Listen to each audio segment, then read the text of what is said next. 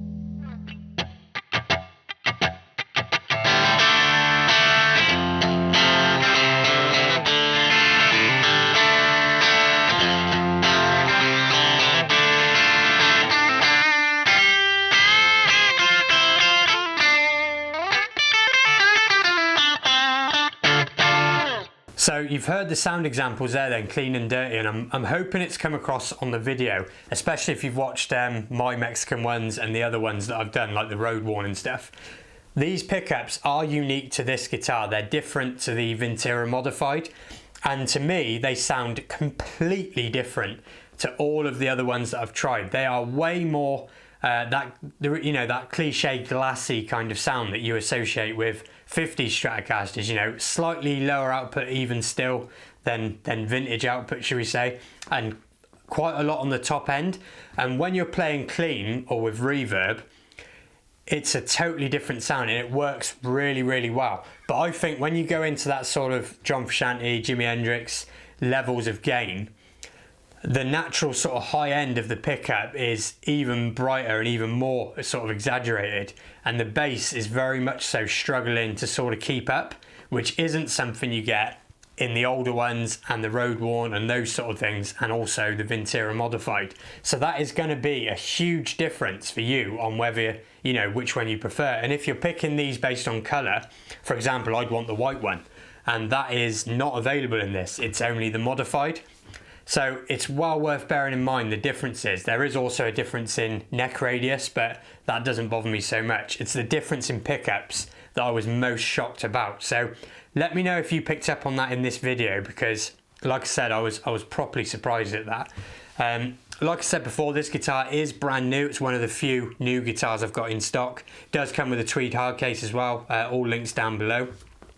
And I think what I'll do is I'll play you out with something I wasn't going to put in the video actually. It was me just on a looper with that glassy clean with reverb tone, because in fairness it did inspire something else. It's definitely musical and sounds good, but as I said, I was just so surprised at how different it is, not only to the old ones but to the Vintera modified as well. So hopefully you found that useful, especially if you're looking at these Vintera guitars, and I will catch you on the next video.